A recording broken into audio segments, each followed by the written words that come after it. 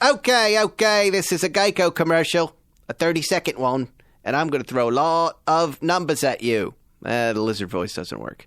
But please stay with me. In just 15 minutes, you could save 15% or more on your car insurance. This company has been offering great rates and great service for over 75 years. That's the same amount of years as I've been alive. At any time you need help, you can speak to one of their trained specialists 24/7. The company is Geico. Go to geico.com today. Sorry for all the numbers.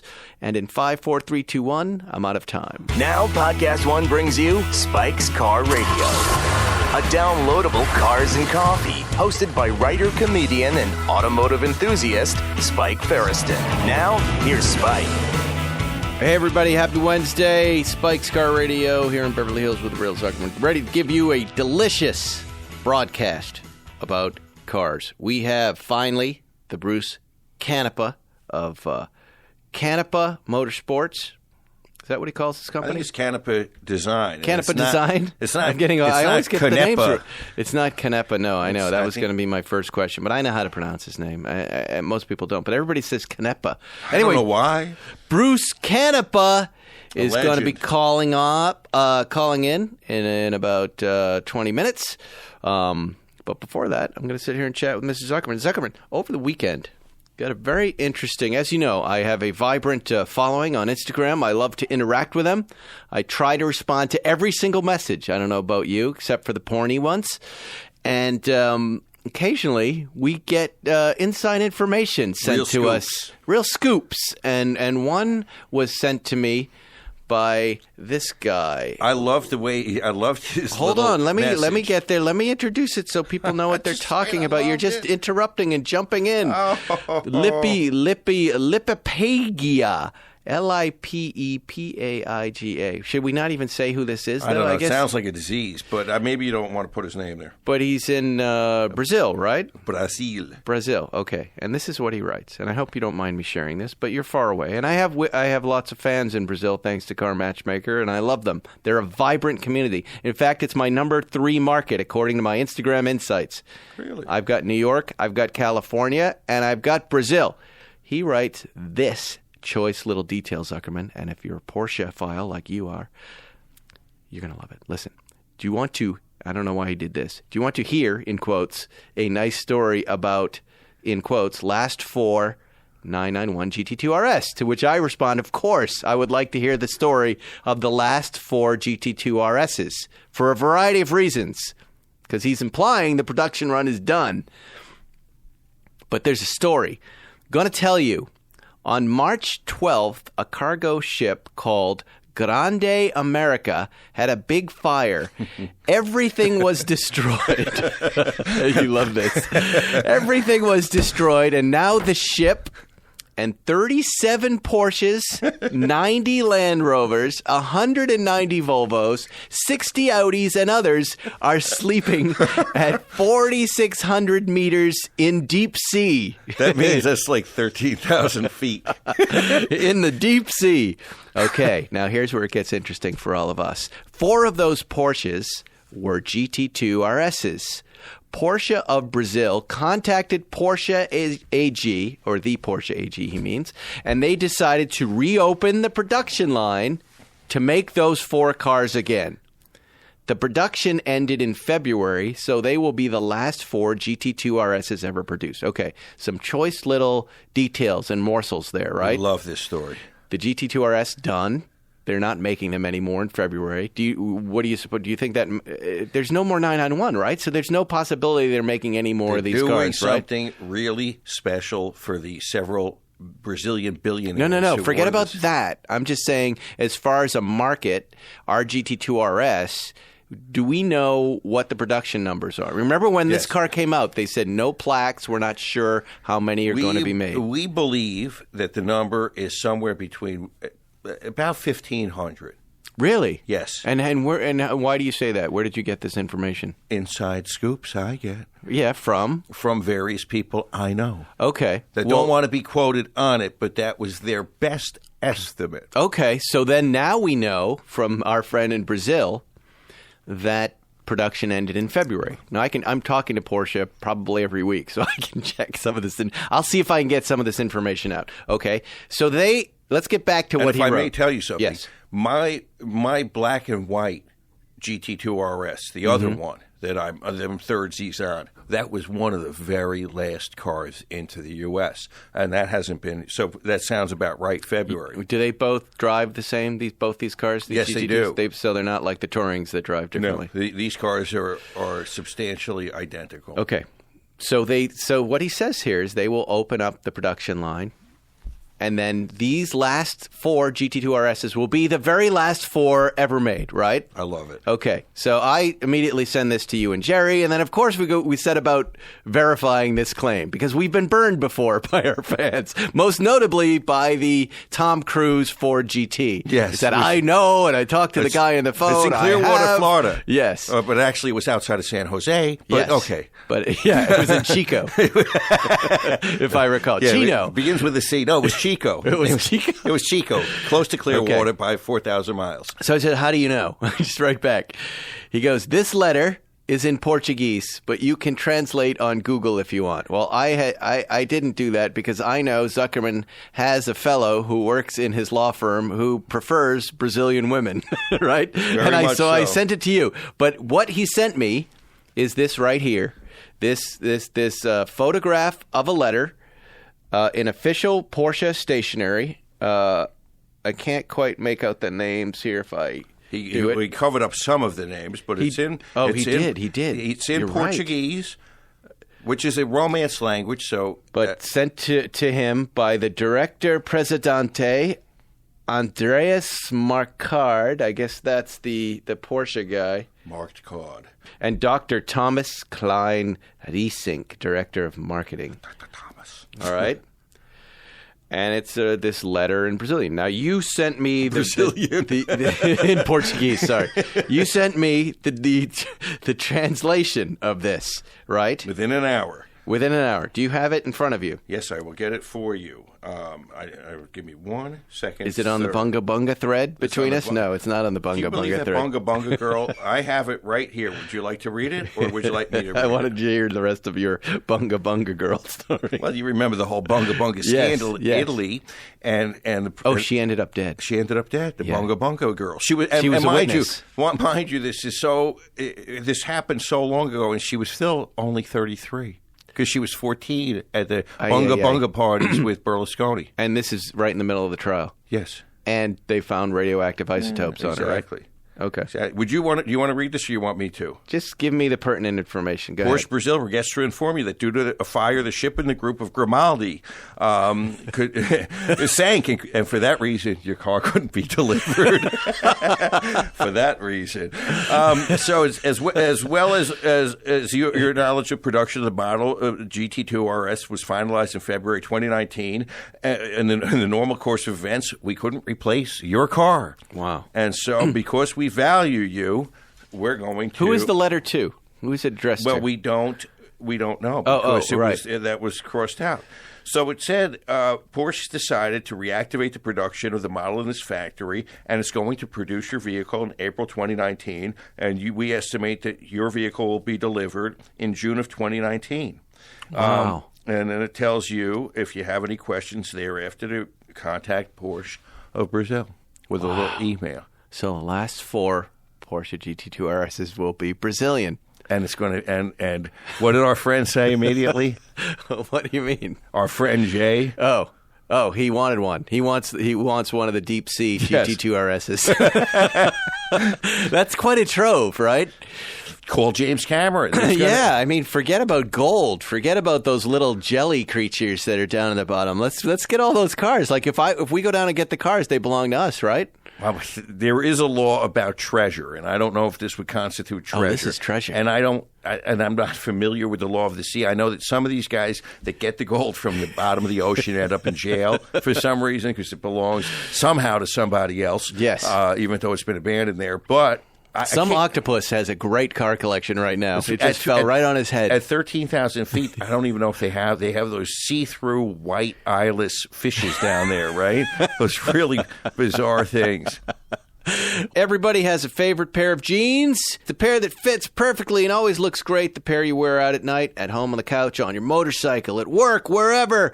They're the go-to. Do not underestimate their importance. No one knows this better than Wrangler, the authority on jeans, using their expertise in comfort and durability. Wrangler jeans are made for the adventurers, the go-getters, folks who like to keep moving. Whether you ride a motorcycle, a bronc, or a skateboard, or if you're the type who walks the beach in search of something special, these are the jeans for you. Classic or modern styles, a range of fits, and a price that works. Vintage re-releases. Wrangler has something for everyone. Visit Wrangler.com and check out their great selection of jeans, shirts, pants, outerwear for men and women, new styles, great fits. Wrangler, real comfortable jeans and shirts. I'm wearing one of them right now.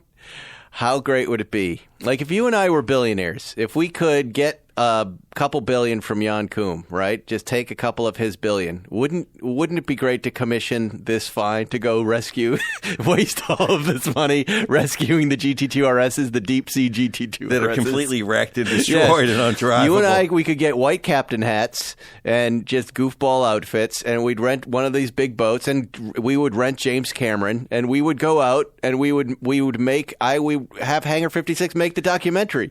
We'd pay for it ourselves and put it on Nat Geo. The rescuing of the second to last 4 GT2 RSs. 4 GT2 RS. It's like those World War II planes that they unearthed in Iceland. Yes.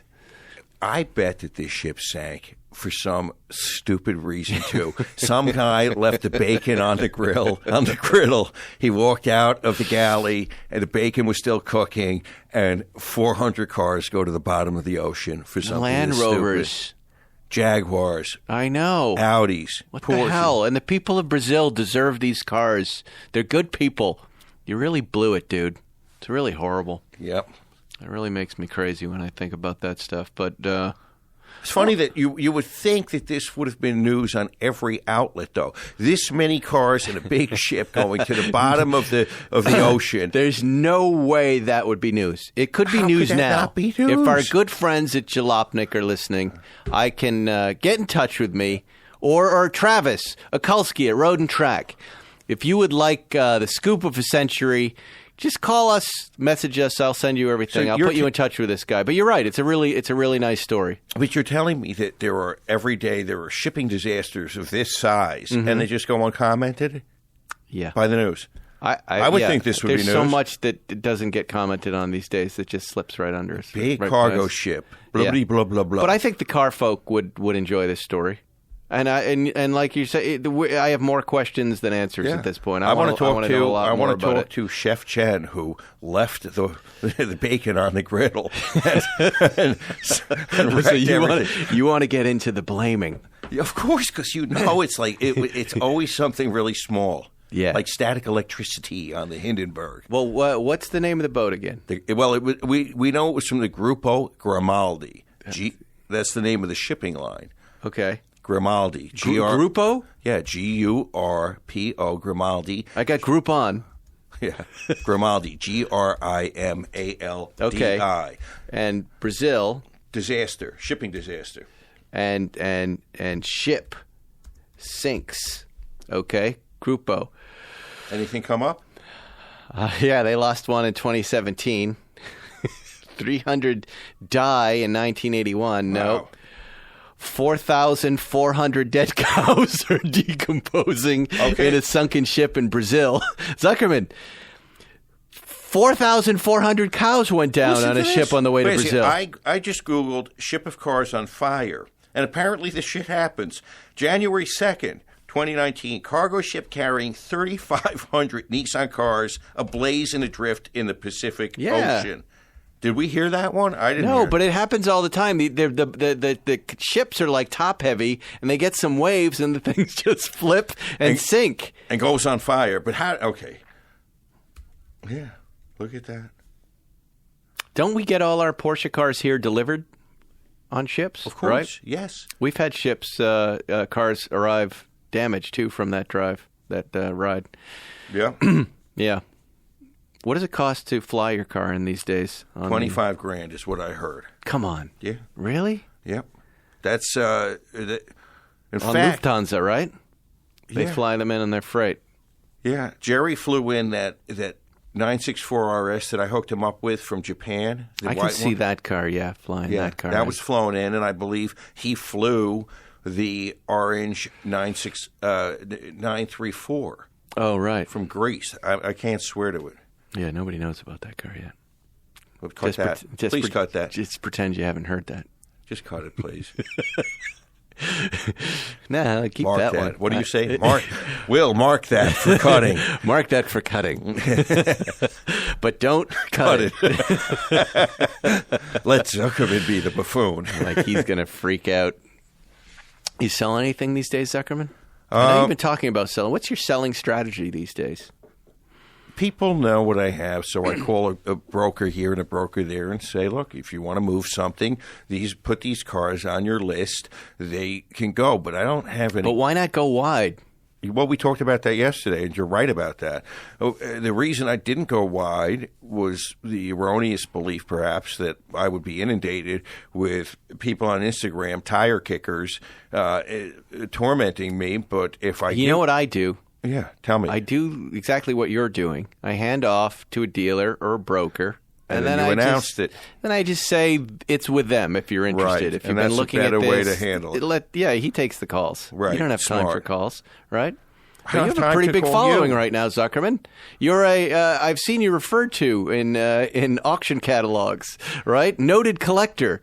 You're notable collector or associate of Jerry Seinfeld, associate of Carlo Gambino, right? It's like known associate of Carlo Gambino. Yeah, that's right. The guy who does Jerry's lawns is an associate of Jerry Seinfeld. Yeah, exactly. Known associate of Hyman But you are Roth. a collector of note at this point. People, they take your, you're one of those guys. So getting a Zuckerman car is a big deal. Known schmuck Paul Zuckerman. No, you have very high standards. I had to learn. Except for the red cars. I had to learn. And the 2-year Jaguar, one of my first cars. That was both a 67 and 68. And people want to did buy. not leave the factory that I think way. they want to buy that experience. So you should let them know. Offer Our them cars the are well opportunity. sorted, Ferriston. Yes. Well, not the Speedster. Hopefully it is by now. Okay, this shit happens. But, what are you going to do? You going to cry? No, it'll be done by 4 o'clock, cry, I guarantee you. You're going to cry. It's going to be one of those ridiculous little generator wheels, something, blah, blah, blah. It's the Fajaminator. It sounds like it's on the outside of the engine, so that's always a good sign. But you have old man ear No, hearing. my hearing's great. Really? Yes. Yeah. Even with the phlegm, even with the allergies. The phlegm is momentary. You're supposed to say, I don't have phlegm in my ears, dumbbell. I have occasional phlegm, like anybody. But this is what I have this morning and have been dealing with is cigar phlegm. A delicious cigar that I smoked last night. God. I know. It was hard.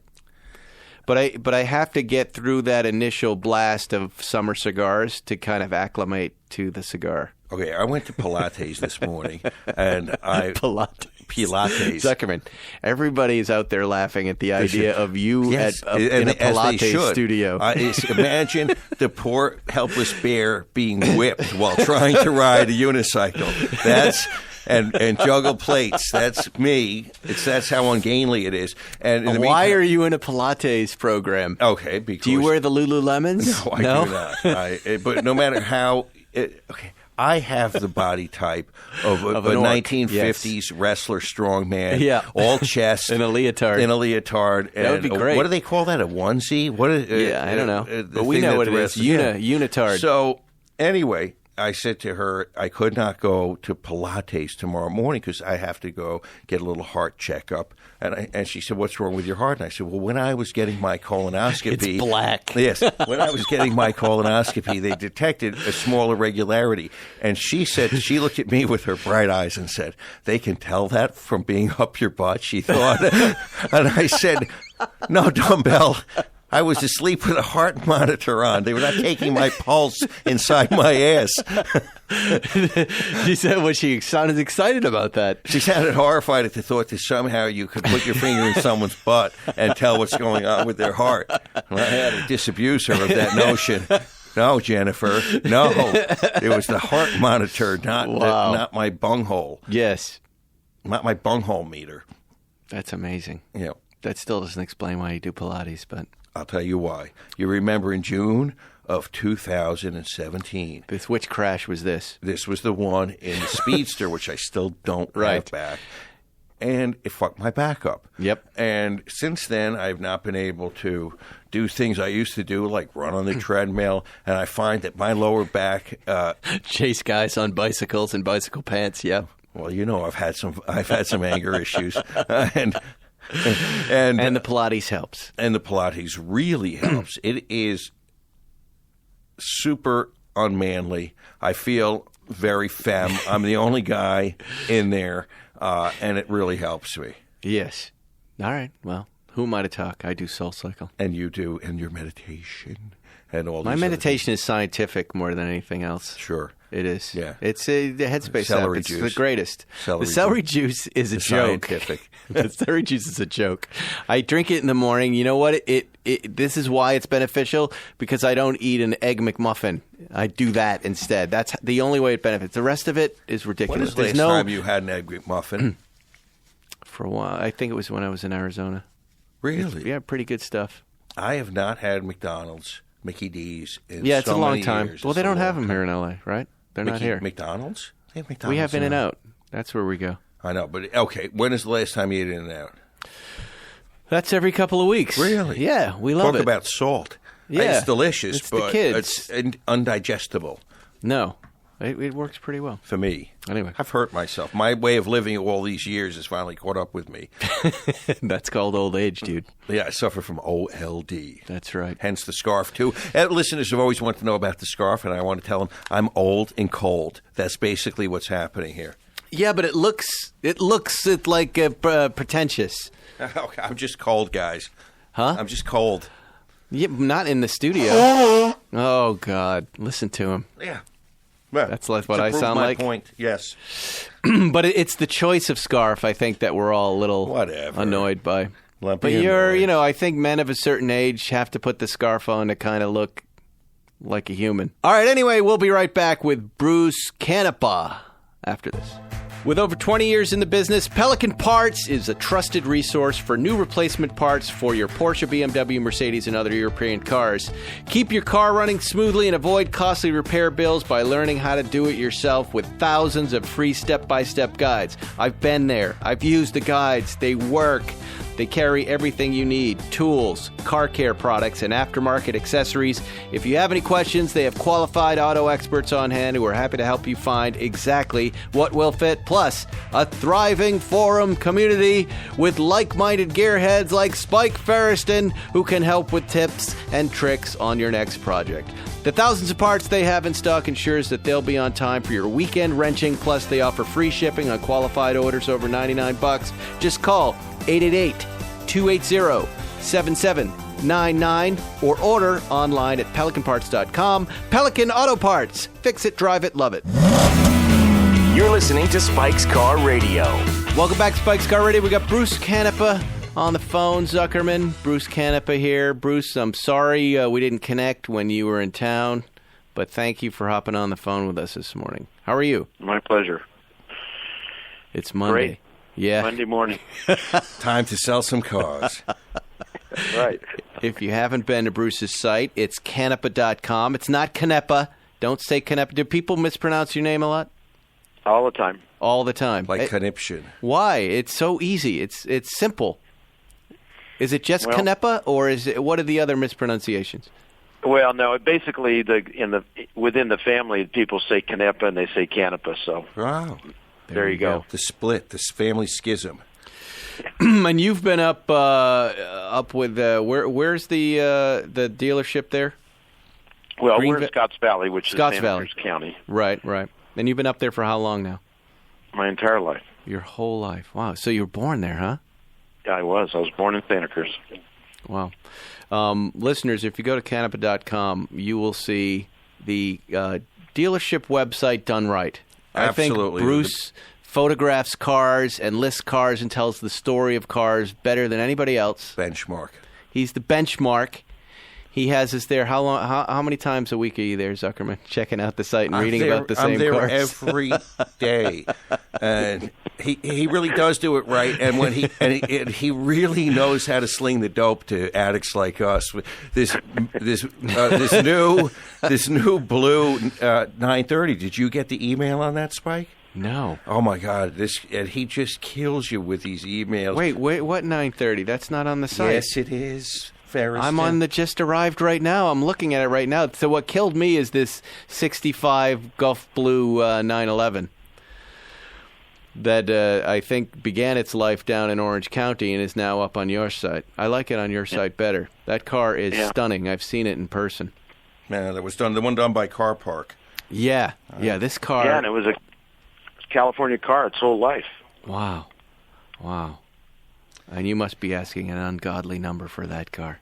This is I don't think so. He doesn't think so. That's a vintage. Bruce Canepa is one of the world's greatest He's really salesmen, good. and I don't. Yes. It's not an insult. He really knows how to talk to us guys and help us to justify buying things like this. And here, Ferris, and I'm going to show you right now this Time Capsule 88 Turbo, one owner, 4,905 miles. Bruce, what is the exterior color? Diamond blue. Oh, my God. And the interior? Marine blue. And the diamond blue almost has a little violet or purple in it. It does. It's here, Ferris, take a look at that. Oh, how stunning! I've never seen this color, Bruce. How prevalent or rare is this color? Porsche used it on one of their anniversary cars, but that's the only place I ever saw it. Yeah. Oh man. So Bruce, all right, I have so many questions for you. The listeners have questions. I have to first ask, all right, do you have a collection separate from the stuff at the dealership? And if so, what are those cars? Like, what are your personal cars? Give me, like, your top 2 or 3 personal cars that you own. So I have a 59 356A Coupe Outlaw. Mm-hmm. I think you've seen it, the gray one. Yeah. And, it's a low-performance 356. It's got 200 horsepower. Listeners, that's a big joke. Yes.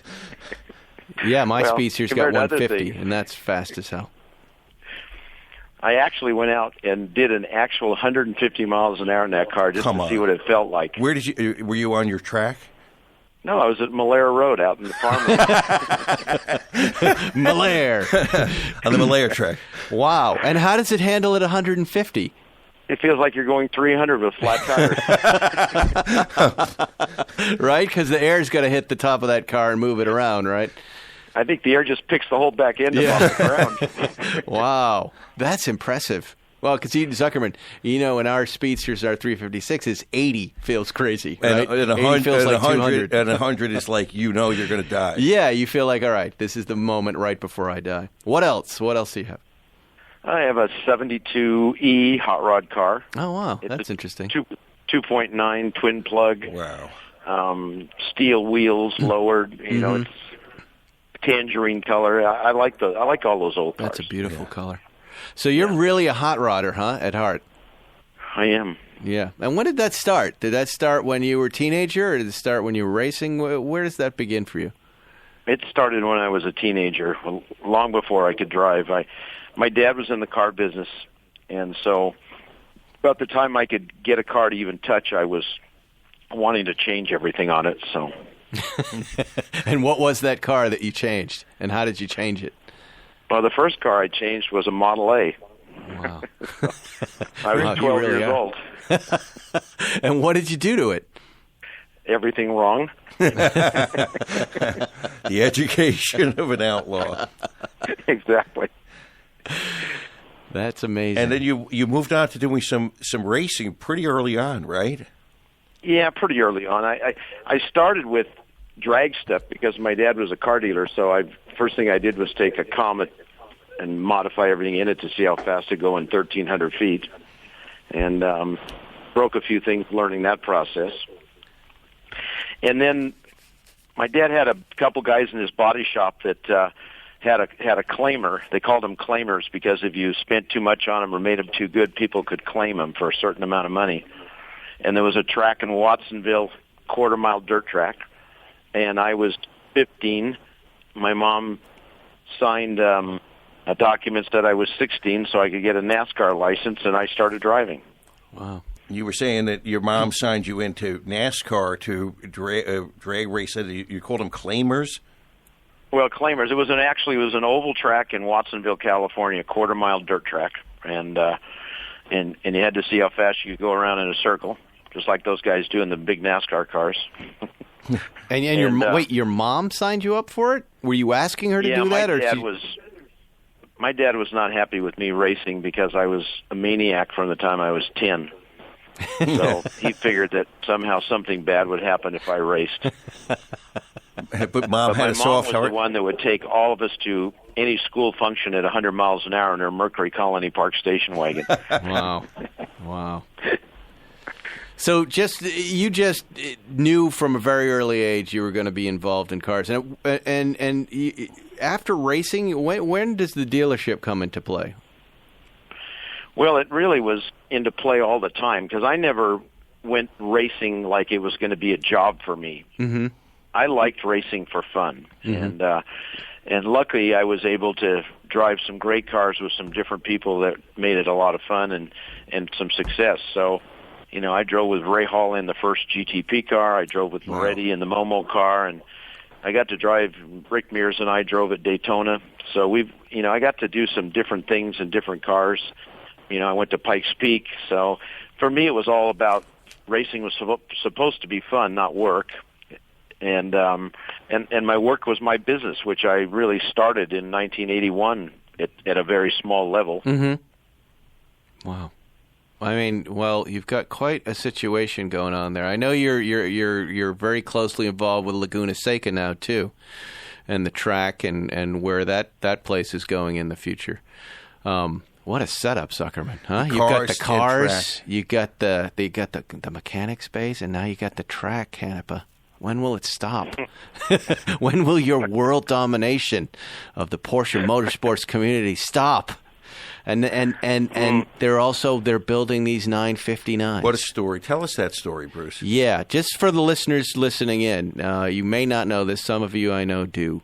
He's taking Porsche 959s and he's hot rodding them. He's got a long history. Bruce, you have a long history. But it's not exactly, Zuckerman. It's not exactly the first car you think of taking and going, let me make this faster, right? Except it's a genius move for Bruce, given his... how many years have you been involved in 959s? 30? Well, since 87, yeah. Right. And these cars, you were federalizing them, right? Yeah, we brought the first one in the United States, and that one came in under a tourist visa because there was no regulations to allow those cars in the U.S. There was no show and display, right? And then Paul Allen heard that I had one here, and he ended up calling me, and I had sold him other cars. He called up and asked how I got it here, and I told him it was here for 1 year. It had to leave it a year, and so I ended up selling the first one that I had to Paul, and once he got a chance to see it and drive it and everything, he thought that was a car that Bill could drive, and Bill had no sports car experience. He wasn't really a car guy. And you're talking about Bill Gates. He's a car guy. Bill Gates, yeah. And so I ordered another one. I bought another one so that Bill could have one, and of course that had to go into storage in the free trade zone. And then we started a process to figure out how to certify these cars, which... at the end of the day, it was a 10-year process by the time it became a bill and passed in Congress, and as you know, it's called show and display. So that car sat in customs for a decade. A decade. And when it came out, I recall hearing there was some damage to it, wasn't there? Yeah, some employee at the free trade zone, a customs employee or somebody there, basically went and keyed the car. Come on. And what part of the car did they key? Just, the exterior paint. All of it? All the panels? No, not all of it. Wow. So that's the famous Bill Gates stuck in customs 959, keyed by... Yeah, and there was actually like 10 cars in that situation. Really? They were stuck... where was this free trade wait, zone? hold on. Were they all 959s? Yes, because I had already sold almost a dozen cars. No kidding. By the time the law passed. Wow. Yeah. And then what does it take? So these cars are all stuck there. 10 years. Bill Gates has got a ton of dough. And what do you guys have to do? Do you have to start knocking on Congress's door and go, "Hey, we want our cars out of here"? How do you get legislation like that passed? Well, it was a lot of it was just kind of accidental and never accepting the word no. So we were told from the beginning when we said, "Well, what do we need to do? Do we get a manufacturer's license, and do we have to crash test them?" And we kind of got bridges put in front of us everywhere saying you're not going to get across this. No, you can't do that. And we knew something, there was more to it than any other car, that there was something about the 959 that made the government say no. And and as it turned out, it was a lot to do with Porsche building the car and then deciding not to bring it to the U.S. and people in the U.S. thinking it was the government's fault that they weren't allowed in, rather than Porsche deciding that they weren't going to do it. So we didn't know about all those hurdles at the time, and we just kept going around and around on how to do this, and I mean, at one point, Bill Gates' people said, "Well, let's just crash a bunch of them." And I said, "No, we're not crashing a bunch of 959s." I mean, that would be a great TV guys, show. You know? So. That's a good solution for most problems in life. Let's just crash a bunch of them. Yeah. Well, there was all the things about crash testing and EPA right. and warranty and stuff, and that was part of it. So, but let me just stop you right there. When your DOT requires you to crash test, it's 25, right? 25 cars? No. You don't have to crash 25 cars, no. How many cars do you have to crash? Well, you got to crash enough to prove it's crash worthy. So it may be that you can do all of it with one or two or three. Oh, okay. Yeah. And how many 959s are there? 292. Okay. Well, it's not such a bad idea that Bill Gates and his guys came up with. You could live with 209. They could. They could. The rest of the world couldn't. And eventually this gets done. That's impressive. And now that kind of clears the way now for anyone trying to bring something special in with show and display, right? It does. And what happened was I ended up talking to lots of different people and getting pushed over to another person, and finally with a law firm in Washington, D.C., and it was a lobby firm, and I met the gentleman on the phone, and I told him what we were trying to do and what the hurdles were, and that these cars didn't have a counterpart like a gray market car has a counterpart, in the U.S. So you take a gray market car, and you add the pieces that aren't U.S., and there you go. But there was no 959, so it was like starting from scratch, and we circumvented that basically. The show and display regulation said that cars that were in low production and significant in terms of technically significant or historically significant could come in the country as long as they met the emission standard and not have to do crash testing. And of course then that has worked out for a lot of cars. We knew in the beginning it would be the McLaren F1 and the EB110 Bugatti and the XJ220 and other supercars of that era. And then, of course, as it goes today, I think there's, 30, 40, 50 cars on that list that are eligible under that same regulation. That's amazing. You've made history. Yeah. And you decided somewhere along the line, you also decided that you would actually improve this vehicle. Well, that kind of was a necessity from day one. When we got the first cars here and started working on them, and I had the tourist car, which we worked on first. We had to figure out how to meet current emission standard at the time. And the car was not designed as a clean engine. It was a race engine developed into a road-going engine. So we had to do all the development, catalytics and EGR and oxygen sensors and lambda and all the things that are on a U.S. car, an emissions legal car. And as soon as we did that, we realized we would lose a substantial amount of horsepower. And in the case of the 959, it was a 450 horsepower engine stock. And we were looking at in our first testing, we were going to be at 300 horsepower if we were fortunate. Wow. We know other people were trying it, and they weren't even, I don't think they were at 100 horsepower. So it was a difficult engine. And from there, we decided we needed to do development work. And from cam timing to turbochargers to the engine management system, we just started upgrading everything on that car to really what modern cars had. And in doing that, I told the guys we're now 10 years later than the car was built. We're now looking at 98, 99. And we said, so there's other cars now that have 450 or 500 horsepower by then. And we really needed to step up our game. So we said, if we're going to do this, let's make more power. Let's eliminate the lag in the turbos. Let's improve the drivability. And so, of course, in the engine, our first engine was 576 horsepower, emissions legal, and CARB approved. Wow. So we did both. And now where are they at? Now we're at 800 horsepower. Dr. Frankenstein. Of course. I'm going to ask him at the end of the podcast, now where are they at? Yeah. Now they're at 1,200 horsepower. That is insane. And so a 959 weighs what? Well, when we're done, it weighs about 3,100 pounds. It weighed more with the hydraulic suspension. Wow. And the other thing was we did as we experienced 10 of these cars and going through them and getting everything operational, we found a consistent list of small things that needed addressed, and suspension was one of them. That was actually a big thing. The comfort cars had a hydraulic and coilover suspension, where the 959S just had coilovers, and the hydraulic suspension was really a pain. It had lots of small problems.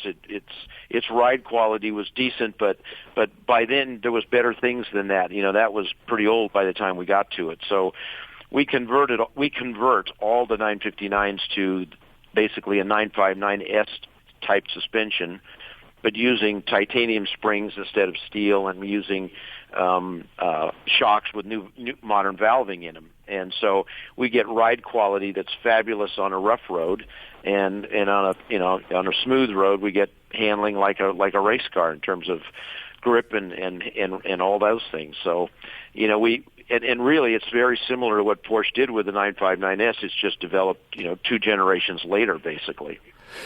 Arkheim17 on Instagram wants to know, what's the most difficult aspect of this upgrade when restoring your 959s? There isn't one now. It's the most difficult thing was getting here. It's only 30 years. Getting the car here. Now, is this the type of situation where it's like Icon? Do you have a bunch of 959s in the back lot and you get to come pick it out, or do we need to buy our 959s and then bring it up to you? Well, we do both. We have customers that bring us cars, that have, decided it's time to redo their car, but we're buying cars. The first 10 cars are all cars we bought and have sold as a complete package. And we're out chasing good cars, that were, reasonably maintained and in good condition, and we're finding them everywhere, Japan and Europe and some here too. So that's what we're doing. Out of these 295 cars, I think that's what you said, how many have you put your hands on now? About 70. Wow. Big percentage. Yeah. Who has we've been doing this since the 90s, So. Right. Which then leads to this concept. You're calling it a 959 SC? SC. And that stands for? Sport Canepa. Well, the S is because we've done a lot of things on it that are like the 959S, and the C is for Canepa. There you go. There you go. And tell us, there's one of these down at the airport, Zuckerman. They're gorgeous. We have one down there, and it's a natural. It's a natural for Bruce to do this. And tell us what the concept is, Bruce. Well, we got to a point where trying to find brand new 959s around the world with low mileage and in perfect original condition has gotten extremely hard. We've found most of those cars and have sold most of those cars, or a large percentage. And now there's the cars that were driven. And unlike a Ferrari where a guy parks it in the garage and never looks at it generally because it's not so much fun to drive maybe. So 959s were fun to drive. So all over the world they were used and driven. I mean, they're awesome. They're unbelievable in the rain. They're awesome in wet weather. And, I tell guys they're a 911, so they're comfortable. You got great visibility. You don't have to worry about bumps. You got good ground clearance. You don't have big spoilers sticking out. So they're very practical from a baseline standpoint. And so a lot of them around the world were used and got a lot of miles on them. We've seen them with 70, 80,000 miles on them. And he's solved the basic problem with the 959. Have you driven one, Zuck? No. They're slow. You get in it, and it's kind of underwhelming compared to anything new that Porsche is churning out. So now, with 800 horsepower, you go, well, now you have something. Now you've really... You've resolved the basic issue I had with the car, which was an underwhelming performance for a car that feels modern, but in a day and age where things are a lot faster. Yeah, well, cars have doubled in performance in the last 10 years. Yes, my Yaris was faster. And the 959, what's cool is the 959, when it was built for a reason. It was built to determine if there was a future for the 911. Mm-hmm. And really, when Helmut Bott did that car, he created a car that was 20 years plus ahead of its time on purpose, and it saved the 911, quite honestly, because Porsche was headed to front-engine water-cooled cars. All right, go ahead. And so basically, when we got that platform to work with and start developing, we weren't working with an old platform. It's not like taking an old, let's say, a 70s 911 and saying, well, I'm going to give it 800 horsepower. This car was designed originally as a Group B car. And as a Group B car, they turned it into a 961 to race the 24-hour races like Le Mans, and they turned it into the Paris-Dakar car to go and do that. And in those configurations, they were looking at 650 to 700 horsepower anyway. And what we learned from Porsche when we started all this, and from the guys at Weissach basically, was the platform was designed, engineered for 825 horsepower. Wow! And there you go. So that was important because suspension and differentials and transmission and drive systems. If we put 800 horsepower in a car, then we start breaking things, generally in cars when you overpower them. And in the case of this car, we knew the engine was capable of it because it was originally the IndyCar engine, and then became the GT1 engine, the 956 engine. It's an engine that was used in a lot of configurations, but that architecture was designed for a lot of power and a substantial amount of abuse if you look at Paris-Dakar or a 24-hour race. So we really did have a platform that was plenty strong enough. We've never had a failure with a diff or a transmission or a drive system of any kind. Nobody's ever hurt one. And so we just, and we kind of are at the limit now. We're at 800 horse, and what's nice is it's 800 horsepower that's usable. Most cars, as you know, if they two-wheel drive, they got to have traction control to have 800 horsepower. So you don't get to use the 800 horsepower. You use pieces of it in the beginning, and you finally, if you can go fast enough, probably get to use all of it. But I tell guys, cars today that are fun are cars that are fun from 0 to 100 miles an hour. It's not practical to have cars that go faster. So. I like that you're also doing them all in historic Porsche colors. Yeah, that's fantastic. Do you have a color palette you provide the customer, or can we just come up with anything? What we're suggesting and what we have done so far on the first 10 cars is we're using Porsche's all their paint-to-sample colors. Wow. And, we did a car where is that tangerine, list? We did a car seal gray. We've done a car liquid metal now. We just finished a liquid metal car. Everybody's talking about liquid metal. Yeah, with dark green leather. We're doing a pearl white car. We're doing a Viper green car right now. Mm-hmm. Can I afford this car, Bruce? No. Do what? Can I afford this car? Yes, you can. You quit buying stuff, just to be buying stuff. Yes. Do you have a collection of the Porsche colors? Like, how do you, we can all come up with a big list of historic Porsche colors that they do paint to sample, but where is the big list? Where is that kept? Or is that something you have? Or is there a site that has that stuff? It's unfortunate we can't. We have the list, but then to look at the color, we've got to go on the computer and find things because there isn't a color palette to go to. All right, we're running out of time, and I want to quickly get to just a couple of listener questions. Not everyone can afford 959s, and we get asked this a lot, but you're the perfect person to ask. Do you think it's okay to buy the 996, or do you think that is an issue because of the bearings? I just think that the 996 is a good car to buy as an entry-level Porsche now because they're so inexpensive. So, I think there's nothing wrong with buying them, but I tell guys if you can afford a little more, buy a 997, don't buy a 996. And for all kinds of reasons. 996 was the first of that new product, and the next generation, the quality was a lot better, as you know. So So that's how. But how do you deal with that bearing issue if you are going to take the plunge with a 996? Is there a mileage correlation or condition correlation, or is that just a ticking time bomb no matter what? I don't think anybody knows. I've seen plenty of cars with mileage that it never was a problem. So right. I don't think there's some a box you check that says if you check these 3 boxes, you're going to have a bearing problem. Right. Yeah. Okay. You've driven pretty much every Porsche. One of our listeners wants to know what, aside from the 959, what is your favorite Porsche? Oh my God, that's impossible. You can just pick one. So I mean, I tell guys the 993 air-cooled cars, the C2S and the Turbo, for me, were the last of a generation of truly sports cars based on their size and less weight and the way they sound and everything. So I like those cars. But then I get in a 964 RS, and there's nothing more fun than a 964 RS when you go drive. I mean, it's more pure as an early 911. It to me, it's the late generation of the 73 RS, and it's the next real RS, that 964.